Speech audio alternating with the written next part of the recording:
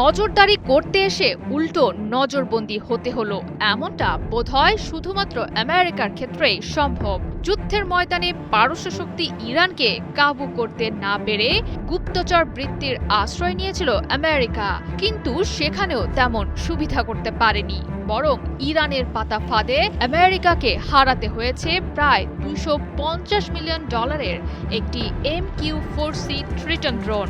চলতি বছরের 9 এপ্রিল পারস্য উপসাগরের আকাশে একটি বিরল নজরদারি ড্রোন হারিয়েছিল আমেরিকা। সে সময় বিভিন্ন গণমাধ্যমগুলোতে ঘটনাটি নিয়ে আলোড়ন সৃষ্টি হলেও নীরব ছিল মার্কিন প্রশাসন। অবশেষে সামুদ্রিক নজরদারি ড্রোন নিখোঁজের খবর স্বীকার করল আমেরিকা। জানালো ইরান আমেরিকা যুদ্ধবিরতির মাঝেই ঘটেছে এমন ঘটনা। শিয়া বাটার ও ভিটামিনে সমৃদ্ধ লিলি বিউটি সোপ, তারুণ্যময় উজ্জ্বল ত্বকের জন্য। পারস্য উপসাগরের আকাশে উড়ন্ত অবস্থায় আচমকাই ফ্লাইট ট্র্যাকিং সাইটগুলো থেকে ড্রোনটি হারিয়ে যাওয়ায় প্রশ্ন উঠেছে মার্কিন গোয়েন্দা সক্ষমতা নিয়েও।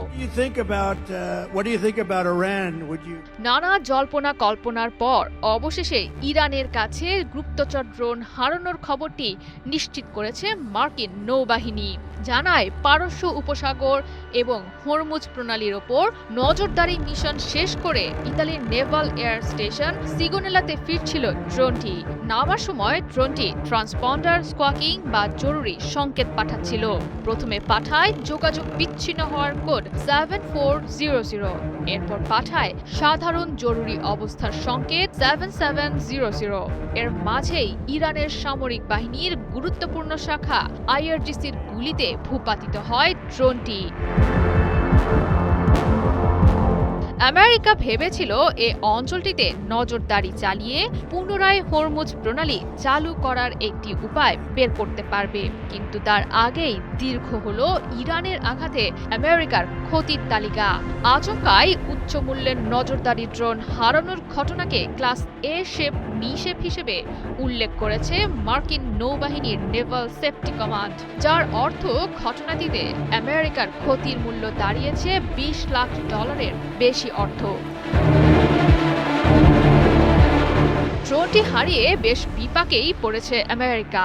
অত্যাধুনিক মার্কিন নজরদারি ব্যবস্থাও যে ইলেকট্রনিক হস্তক্ষেপ বা উন্নত প্রতিরক্ষা ব্যবস্থার মুখে ঝুঁকিতে পড়তে পারে তার স্পষ্ট প্রমাণ MQ-4C ট্রিটন ড্রোন হারানোর ঘটনা। বিভিন্ন সূত্রেও প্রকাশিত তথ্য অনুযায়ী মার্কিন নৌবাহিনীর কাছে 20টিরও কম ট্রিটন ড্রোন আছে।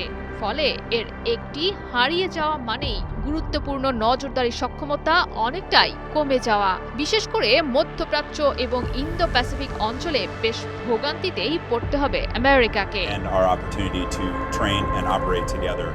এমন ঘটনার পর আবারও প্রমাণিত হলো শত্রু যতই চেষ্টা করুক না কেন তাদের হারানোর পূর্ণ সক্ষমতা রাখে ইরান। ইরানের দেশপ্রেমিক যোদ্ধারা তাদের যুদ্ধ কৌশলের মাধ্যমে অন্ধ করে দিতে পারে প্রতিপক্ষের সামরিক নেটওয়ার্কের চোখ। ইয়া আলী ইবনে আবি তালেব, জয় সরকার, ৭১।